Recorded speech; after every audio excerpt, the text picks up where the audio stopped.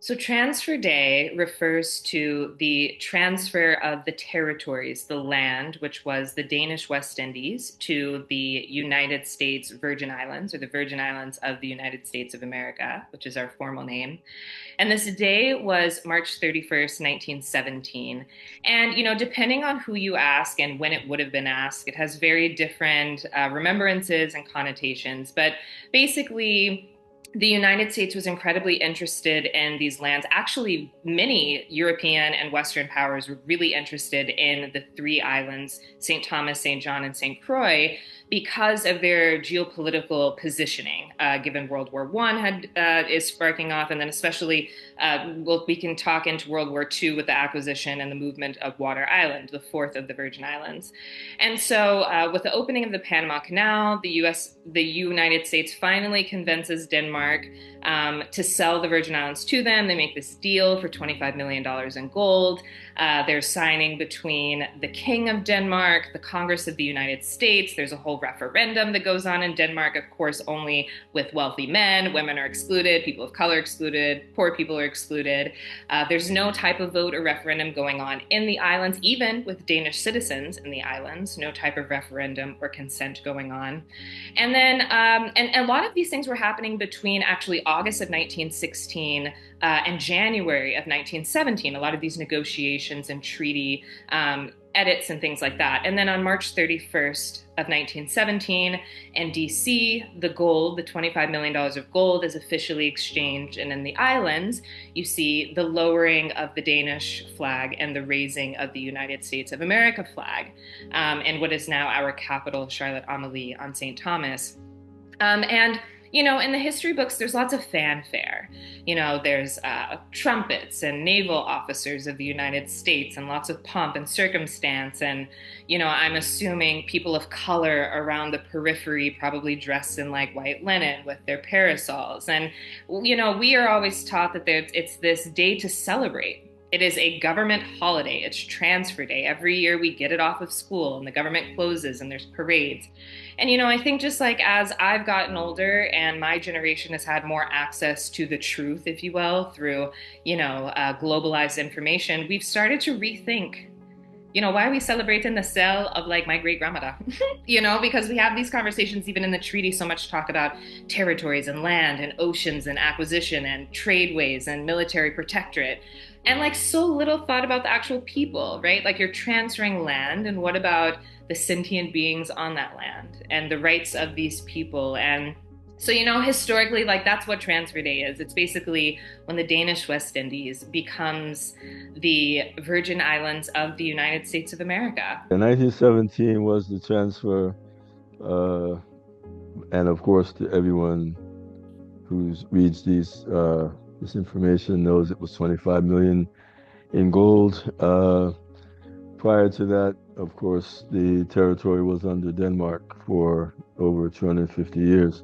So we were under Denmark longer than we have been under the U.S. And that's evidence in things like the architecture, food, surnames, what have you, and estate names, and so forth. I think that what took place, of course, was a determination by the U.S. of its interest in acquiring the territory, having to do, of course, with issues related to security, as it seems to be once again emerging as a major important topic. And I mentioned in our correspondence, you mentioned Greenland, which is very interesting given the connection of the treaty, because there was a side agreement, if you will, with respect to the treaty that also mentioned U.S. acquiescence to Denmark's involvement and basically controlling Greenland. And so when there was discussion about acquiring Greenland by whatever means necessary, as they say, it was really sort of bumping up against that agreement, which was made in 1917, which probably not a lot of people know about. As a non-historian, although some would argue with that, I would suggest that some of the information that I have read over time, written by some of our historians, have indicated that there was very little, if any, consultation with the people. And it was essentially seen, uh, surprisingly or unsurprisingly, as a deal with respect to the geostrategic location of the territory. And that also is, fast forward to today. I mean, when the discussion with Greenland is all about that. And of course, it also is very clearly linked to matters of the territory as property. And I make this reference a lot with regards to the territorial clause, because in fact, the territorial clause does say territory or other property belonging to the United States. So it equates territory and property, and I think that's an important point that I try to make clear whenever we discuss these issues.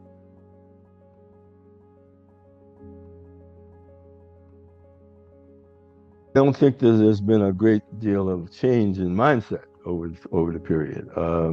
When you talk about Greenland again, um, there's very little discussion with respect to the Inuit people, who are the people there, and it's all the discussion is between Denmark and U.S. and EU in many respects as they get involved in it. But I mean, the idea of the territory, never, evolution of the territory, I would really begin there when you talk about what happened after the transfer, 10 years after, before there was an extension of a form of U.S. citizenship, which did not provide full political rights, which still do not are not happening today.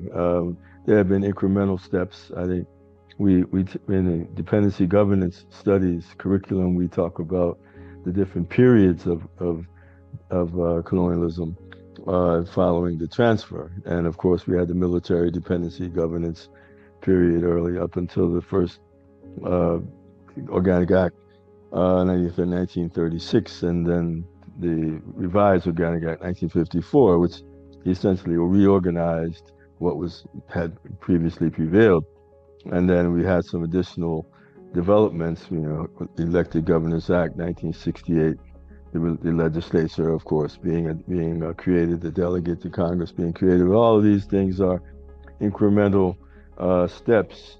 It's unclear as to what they were leading to. And I think the idea, we go back to the unincorporated So reference. I think the language is normalized because it's never been confronted, right? This idea, I think one of the foundations of capitalism is that resources are what's valuable and that humans are valuable to the end that they are able to extract resources and apply their labor to make them more valuable for whoever owns the means of production. And the resources on the island, throughout the Danish occupation was its ability to grow crops, right? Throughout like the slave labor, there was a huge sugarcane industry that turned into like the rum industry. And then, of course, these ports themselves, the resource of their geopolitical infrastructure, if you will, right? Like St. Thomas has one of the most naturally protected ports in the Western world. And so that ability for Denmark, incredibly small European country, to have such great potential of trade and commerce was so valuable. And then you position it on the other side of the Panama Canal. You have Germany, who's incredibly interested in this, who is an adversary, right? And a lot of different historical contexts. And there's a lot of pressure of like Denmark, this is a financial constraint for you. If you go back through a lot of the Danish, parliamentary or like their kingdom's literature, it was after sugarcane had gone through, and then in the late 1800s and early 1900s, there were so many natural disasters, and Denmark was like, we've got to get rid of these islands. And it was so advantageous for the warring nations. Denmark's not a warring nation. And so for, Germany and the United States, it's like these islands are positioned perfectly. And we can hide our navies there, we can build submarines there, get them over to Europe.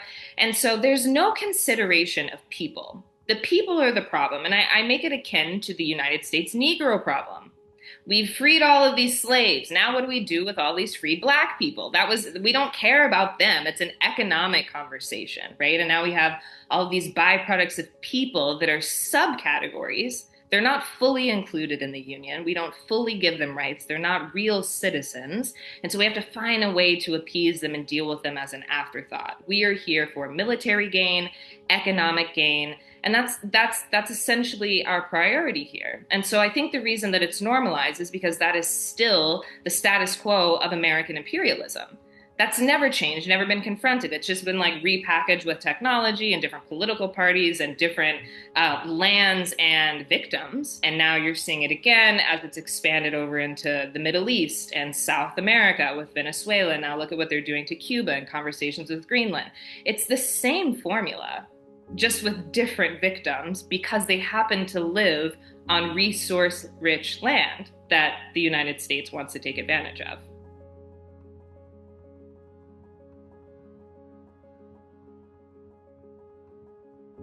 I think there's a few strategies, and I think the overarching issue here is that in imperialism, strategic value is always going to outweigh human agency, right? And so we just have to like be very real about understanding that. And so then if we are agreeing that collectively we're going to try to combat that idea, I think what's really important is making sure that we're gathering the right people in these conversations to begin with, right? Like who's getting to make decisions around the fate of certain people, right? Like which people are having these conversations and being able to make the decisions, right? And then once we realize that it's the wrong people getting to make decisions about the fate of other people, how do we actively shift these power dynamics? And it's usually through economics, right? And so it's also usually, in the case of Virgin Islanders or in Greenland, we don't necessarily have the economic influence. And so then who are our allies going to be that we bring to the table to really start like moving those conversations forward? And I think, things like this where we're consistently shifting the narrative, telling the truth, amplifying the right voices, has to be a consistent, concerted effort. Because even if it doesn't happen now or today, the hope is that, 10 years from now, somebody comes back and watches these videos and is like, they were right, and we need to continue doing this type of work, right? And so I think building this kind of impactful infrastructure, even from like the writings that we do, the dreams that we have, the relationships that we're building, all of that is incredibly important. Because as we were just talking about, there were Virgin Islanders back in the transfer days times having these conversations about self-determination and who gets to make the decisions about the fate of my future. It just so now happens that 4 generations later, you and I are now having the same conversation with just, again, Greenland now back in the mix. They were in the mix then as well, too. And so I think keeping these conversations alive and bringing more people into the mix, especially with the gift of globalization, the gift or the curse, however you choose to see it, is important. And just being real about our resources. We have to bring some real shifted power, some real economic pressure to the decision makers if we're going to actually like have a real conversation about how those decision makers should be shifted. And when I say gather your people, I think the work that we do at Right to Democracy is really important through the cross-territorial coalition, especially through the cross-territorial fellowship that we're doing, the Environment and Democracy Fellowship. Because we're learning, across the Atlantic and Pacific, how much of our fates actually are so similar because of structural colonialism. Because like I said, it is the same formula, just applied on different victims. And so I think when you thread those and braid those relationships and stories together, you start to really get the coalition and the people together and be like, we're not siloed, we're not alone. There is a lot of collective power here. And so I think continuing to build those type of coalitions is like really important as well. We have a lot of, we've had delegates to Congress, for example, who have all punched far above their weight, including our current delegate to Congress, as well as others, in terms of attempting to legislate, to provide ways and means for the topics of evolution of territories to be addressed. In a broader sense, I think one of the things that we learned over time, and during the time I was in government, which was probably during the period 1980s, 1990s, I'm dating myself, all the way through the 2006, we were very involved at the United Nations. And one of the most important elements of this is that we are on the United Nations list of non-self-governing territories. We were all of the U.S. territories were initially Hmm. placed on the list in 1946, 1 year after the adoption of the United Nations Charter in 1945. Now, at that point, we went through a period of developing what constitutes the full measure of self-government, and that is what the UN focused on up to 1960. And then in 1960, the Decolonization Declaration was adopted, which effectively, and its companion resolution, which indicated the minimum standards for the full measure of self-government being integration or statehood as we know it, free association in the middle, and independence on the end. Um, in later years, the two, free association and independence, became more looked at in terms of sovereignty because, in fact, uh, an independent country would effectively have an agreement with other countries, whatever country it is associated with. So effectively, those two things, became much closer. But the idea that the U.S. participated from that period until the beginning of the 1990s, participated very extensively at the United Nations in terms of providing information, discussing with us. In fact, we were very active there during that period, which kind of ended around 2006. But we were very active in terms of providing our perspective on our own development, and the UN was providing us with a great deal of information in terms of the options available, in terms of other territories, how they're moving forward, not just U.S. territories, but also British, French, Dutch territories, their arrangements, so how those arrangements could look and how we could pull from some of the experiences they've had. Uh, these are the good elements of this. But to get back to your point, I think the issue of how the U.S. views this really kind of began to change around 1990 when uh, several things happened. Cold War ended, for one, and the last country, the last territory at that time to become independent was Namibia in the year 1990. And it was a sea change in terms of the federal perspective on territories. And it began, whereas up to that point, there was a clear indication of territories trying to promote the self-determination of the territories. But after that period, it kind of went into lesser focus on that. And this is pretty much how it's been for a while. So we haven't had much emphasis, much debate, or even we haven't had any focus or encouragement, if you will, in terms of dealing with the status. And I think we've come to a point where the status is basically no longer looked at in terms of transition, and that's what it was originally intended to be under the UN Charter. The territorial status is a transition to full measure of self-government by whatever model that takes.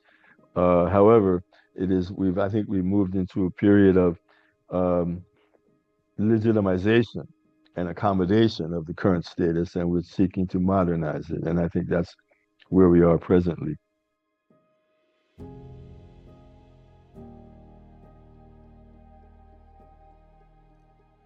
Well, that's a major challenge, I think, in the territory, in most territories. How do you make the connection between your daily life and the political inequality inherent in a territory?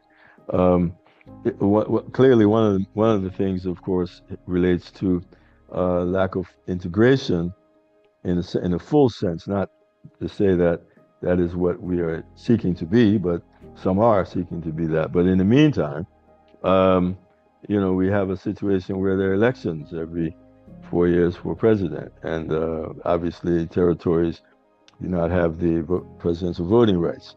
That might be something that jars people. That might be something which perhaps people have become accustomed to. Maybe perhaps they have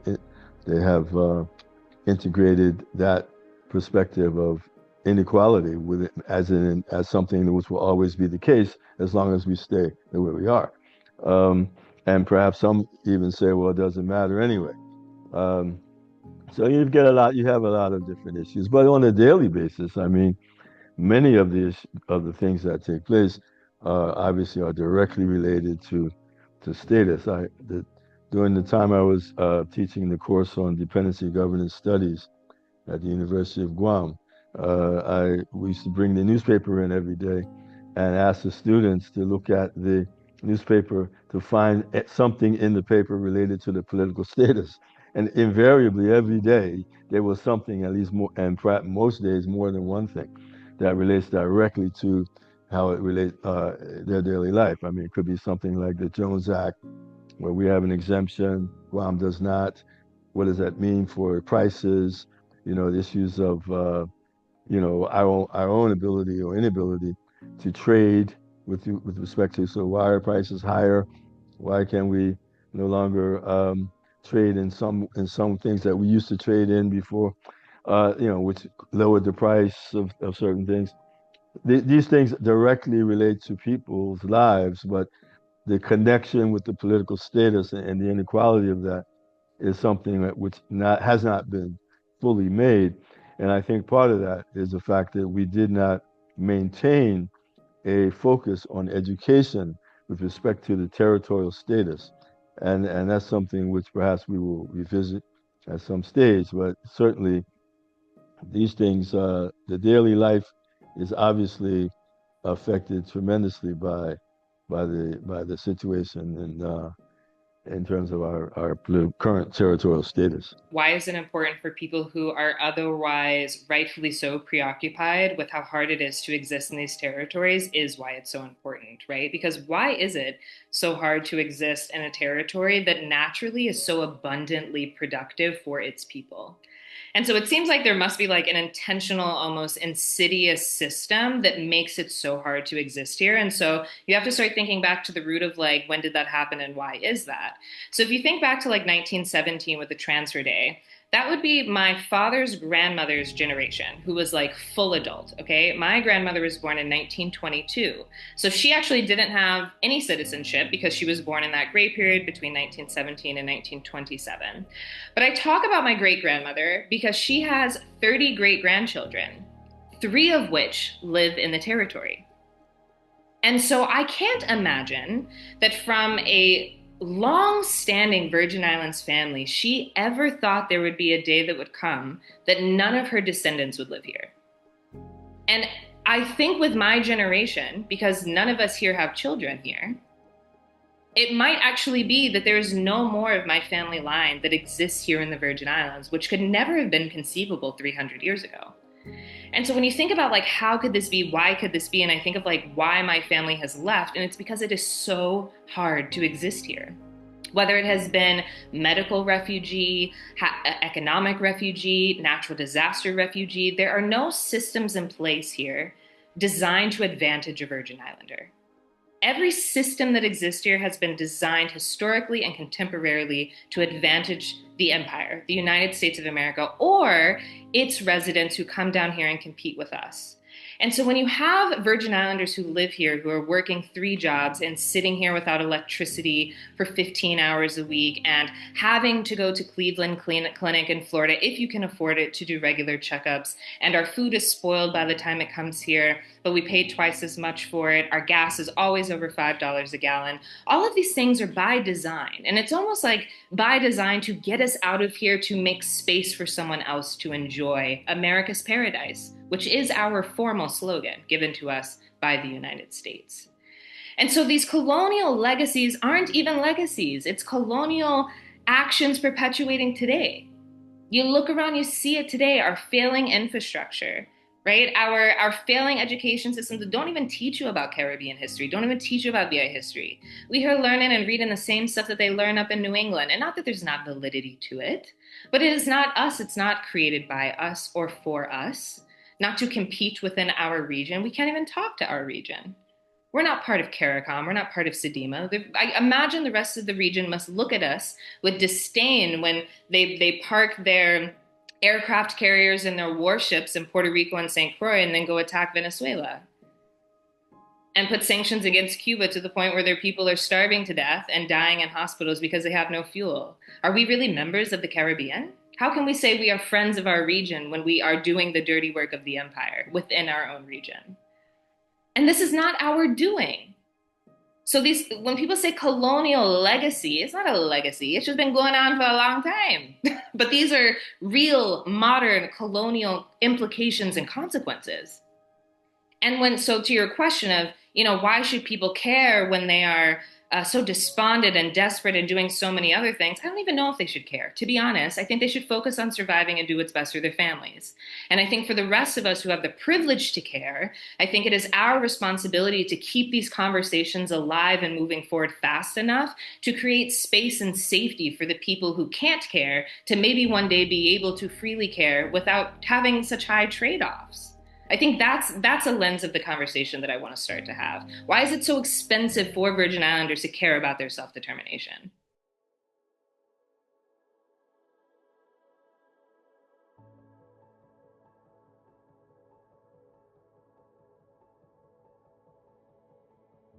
I think when we are thinking of the 250th anniversary of the Declaration of Independence, without even thinking about the territorial context, there's so many ironic and hypocritical parts of it because of like the whole slavery and woman thing, if you will. Like, when we get into it, we all know what I'm talking about, right? Then when you layer the insular cases at the halfway mark, assuming that there would have been at least some sort of human or civil progression at the halfway point of this American experiment, right? And it's like, no, just kidding. We're going to double down on our racist ideals. No surprises there. I think it really, for me, what it solidifies is that the United States of America is really dedicated to its capitalist, white supremacy, imperial values. Regardless of what it says on paper, the way that it spends its money and the laws that Congress upholds makes it just very clear where its values actually stand. And then when you really look at it from the territorial perspective, it's not that like consent is abstractually absent. It's not like it's something that like we forgot to like apply for or like do on ourselves. Like, it is structurally denied, structurally, with the insular cases, through like the territorial acts, through just so many layers upon layers of structural denial over time. And I think that's like really important when we say governed without our consent. I almost want to like flip that into like, I'm not even sure what the language should be. Maybe we should like workshop that because it's not powerful enough. It's not that I'm being governed without my consent. It is something much more insidious and much more powerful. And it's just simply because of my geography. If I were to move to Italy, I would have more rights democratically than I do because I live in the United States Virgin Islands. It is not like there's no internal or intrinsic issue with me as an individual. It is literally just geographically conditional, which makes it even more ridiculous. This lack of consent, this second class citizenship, this removal of rights, which really grounds it back into the like they traded the land, not the people. Right? So like going all the way back to this colonial legacy, it is a function of the land, of the territory, of the treaty, not the people. We sit in this like in-between gray space that has never been fully defined. And I hate that even more because it's like, I wish you just had like a good reason that like life is so hard here. And there just isn't.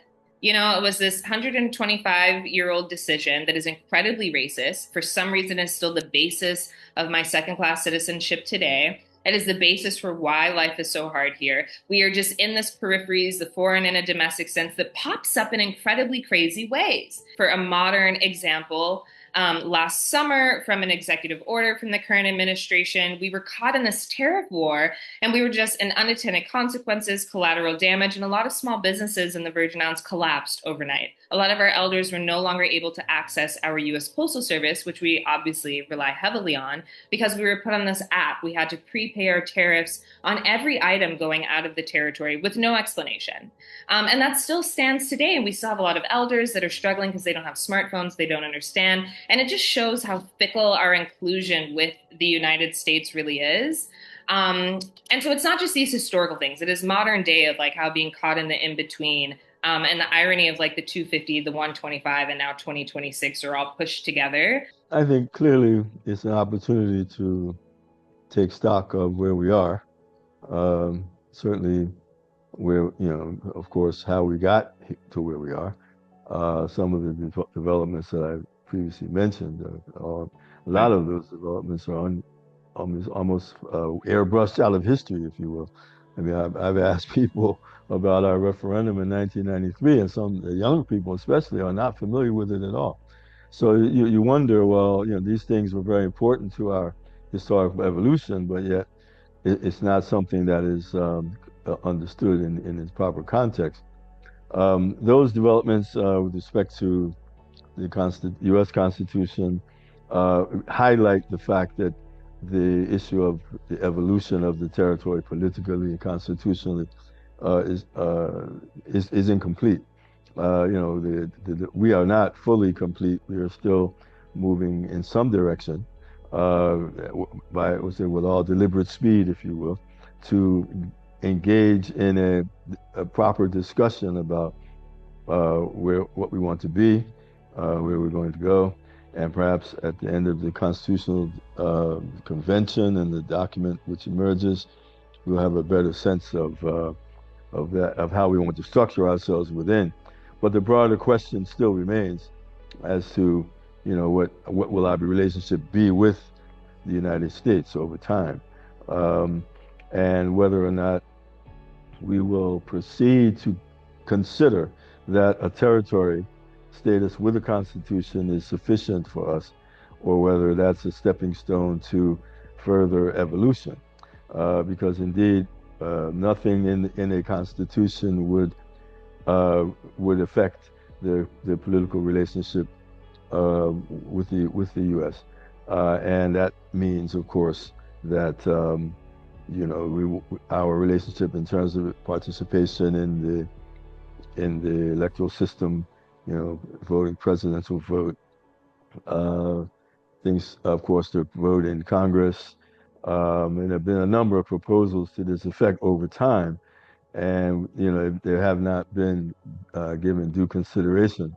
The question, of course, is that something which is should we be dealing with it in that way, or should we be looking at it on a broader context that encompasses all of that? So those are issues which, still remain to be determined.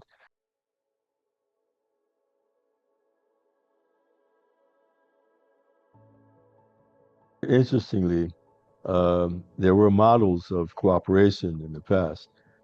Back in the 1980s, we created something called the Offshore Governors Forum, which was the five governors of the U.S. territories. And the governors themselves met twice a year in Washington and also in another place wherever the National Governors Association was meeting at the time.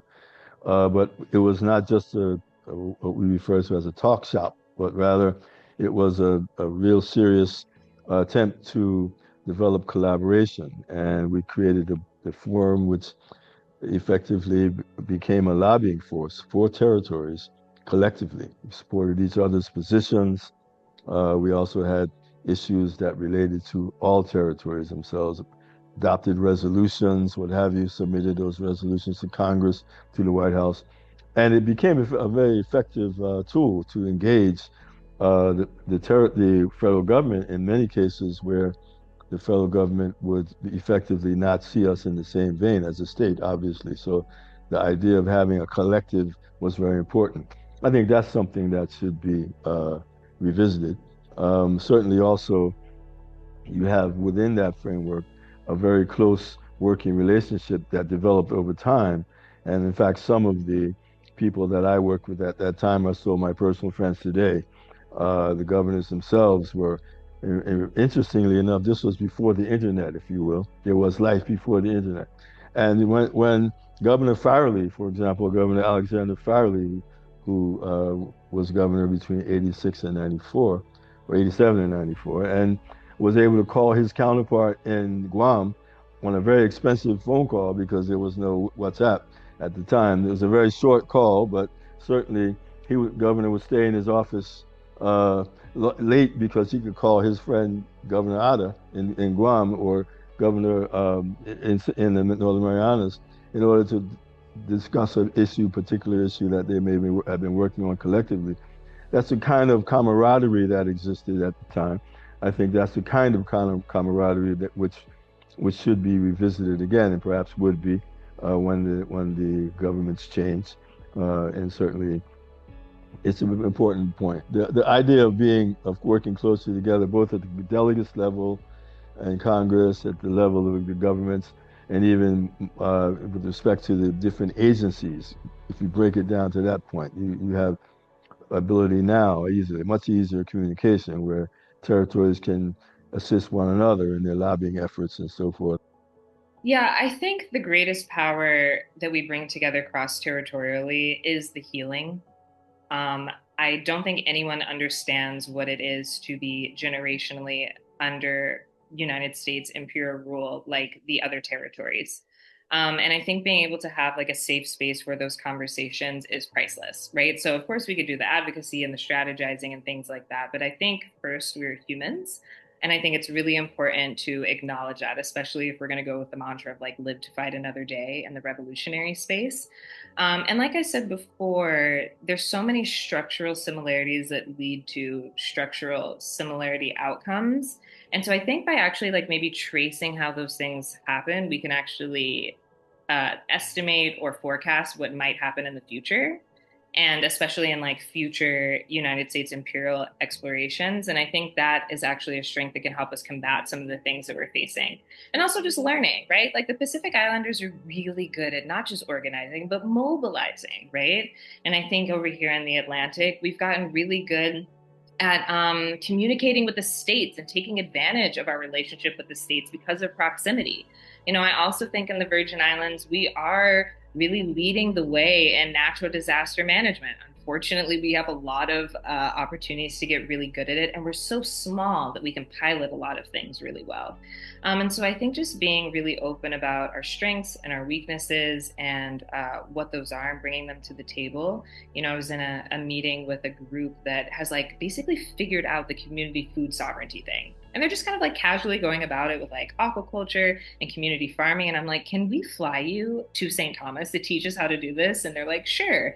And then we were talking about kind of our smaller community level like solar projects. And they're like, wait, how did you guys do that? And so I think just consistently sharing information with each other to live outside of the colonial framework, right? What are the localized solutions that are working for us? What are the futures that we're envisioning for ourselves? And then what are the differences, right? What are the things we would have self determined without the influence of the United States of America as well? And how do we help each other achieve those?